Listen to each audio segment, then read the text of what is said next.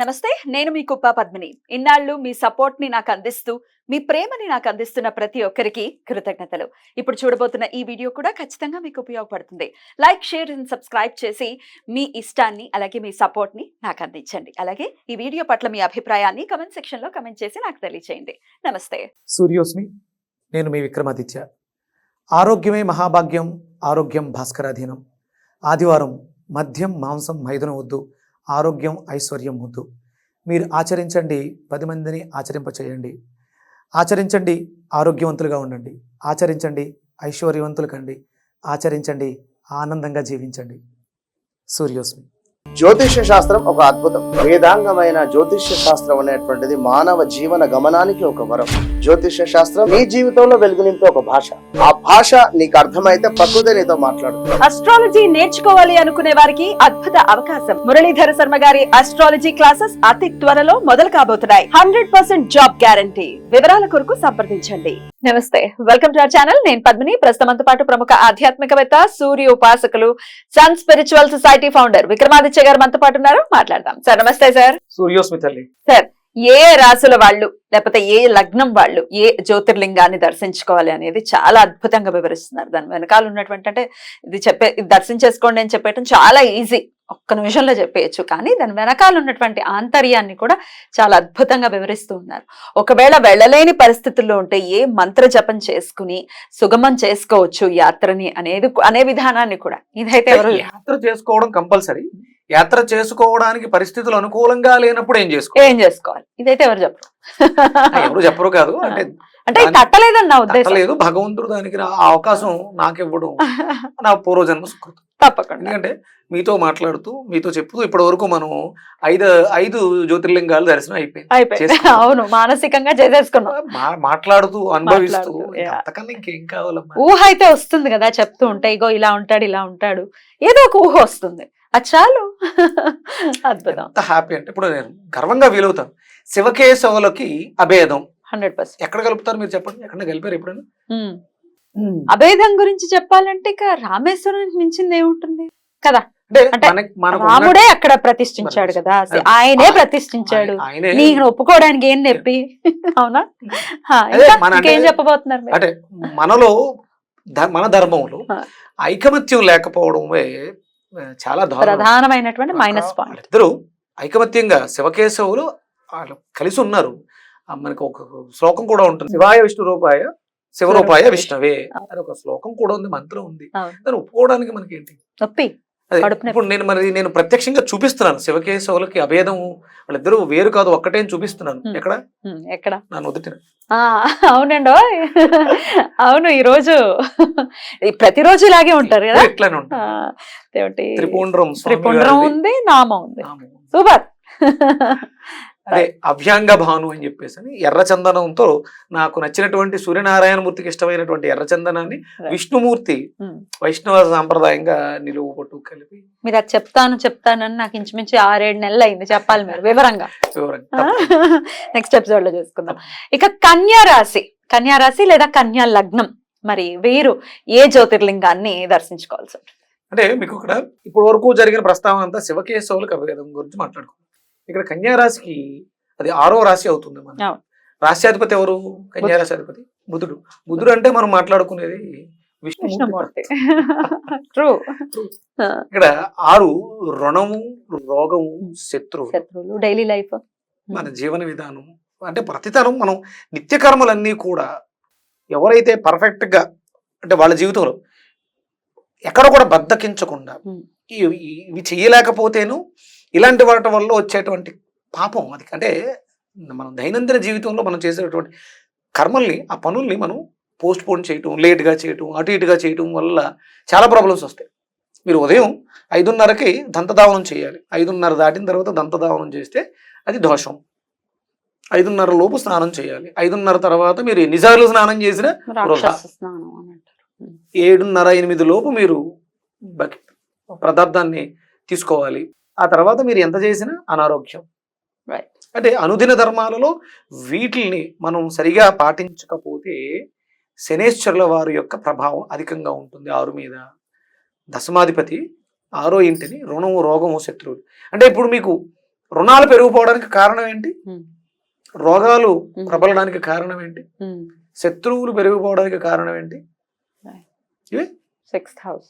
6th house.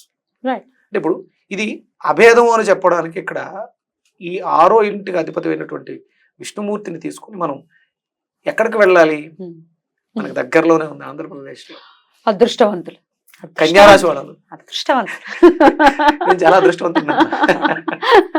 అద్భుతమైనటువంటి ఈ యోగాన్ని అంటే మాట్లాడే యోగాన్ని నాకు ఎవడో నిజంగా 3 ఏళ్ళు అయిందా మాట్లాడడం మొదలు పెడితే మాట్లాడుతూనే ఉన్నారు, గొంతు పోయినా మాట్లాడేలా ఆ స్వామి ఆ శక్తిని ఇస్తున్నారు. ఎప్పటికప్పుడు చేసుకుంటూ వస్తున్నారు. కరెక్ట్. శ్రీశైలం అమ్మా అద్భుతం.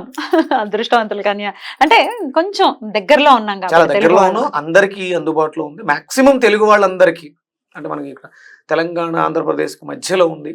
శుభ్రంగా అందరం కూడా వెళ్ళి దర్శించుకోవడం ద్వారా ఉమ్, ఆ స్వామిని దర్శించుకోవడం ద్వారా అంటే మనం చాలా మంది అంటే కలియుగంలో గణపతి, లక్ష్మీ గణపతి, చండీ హోమాలు ఎక్కువగా విరివిగా చెప్పబడుతుంది. కానీ ఇళ్లలో చండీ హోమాలు అనేవి ఇప్పుడు శ్రేయస్కరం కాదు. అది ఎక్కడ శ్రేయస్కరం అంటే శ్రీశైలంలో విపరీతమైనటువంటి శ్రేయస్కరం. అక్కడ చేయించుకోవాలి. అక్కడ చేయించుకోవాలి. మీ జన్మ నక్షత్రం రోజు భ్రమరాంబిక దేవి దగ్గర అంతేనా? అంతే. అంటే మీ జన్మ నక్షత్రం అందులో మనకి కన్యా రాశిలో ఎన్ని నక్షత్రాలు ఉంటాయి? ఉత్తర పాల్గొని, హస్త, చిత్త 3 ఉంటాయి. 3 నక్షత్రాల వాళ్ళు ఆ జన్మ నక్షత్రం రోజు మనం శ్రీశైలం వెళ్ళటం, స్వామివారి దర్శనం చేసుకోవటం. భ్రమరాంబిక. భ్రమరం అంటే ఏంటమ్మా? తేనెటీగనా?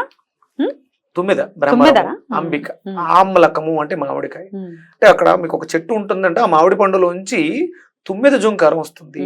భ్రమరాంబిక. గుడి వెనకాల కూడా అమ్మవారి బ్యాక్ సైడ్ నుంచి కూడా వింటే వచ్చేదిట, ఇప్పుడు రావట్లేదు అని. అంటే నాకు అదృష్టం ఏంటంటే అక్కడ ఆ అరణ్యంలో ఆ భాగ్యాన్ని ఆవిడ తీసుకెళ్తానన్నారు. అక్కడ ఒక ఆవిడ 12 సంవత్సరాల పాటు విజయలక్ష్మి గారిని తపస్సు చేసింది. ఆవిడ అక్కడ ఉన్నటువంటి నిగూఢ రహస్యాలు చాలా నాతో ప్రస్తావించడం జరిగింది. చాలా పవర్ఫుల్ ప్లేస్ శ్రీశైలం, అందులో ఎటువంటి సందేహం లేదు. నిజం. అక్కడి నుంచి ఉన్న వాళ్ళు, అక్కడ ఉపాసన చేసేవాళ్ళు చాలా మంది ఉంటారు. అంటే మన కంటికి ఒక వృక్షంగా అక్కడ స్వామి బయటకు వచ్చిన వెంటనే కనిపించేటువంటి మధ్యేశ్వరుడు. మనకి మధ్య చెట్టు కూడా ఈశ్వర స్వరూపమే.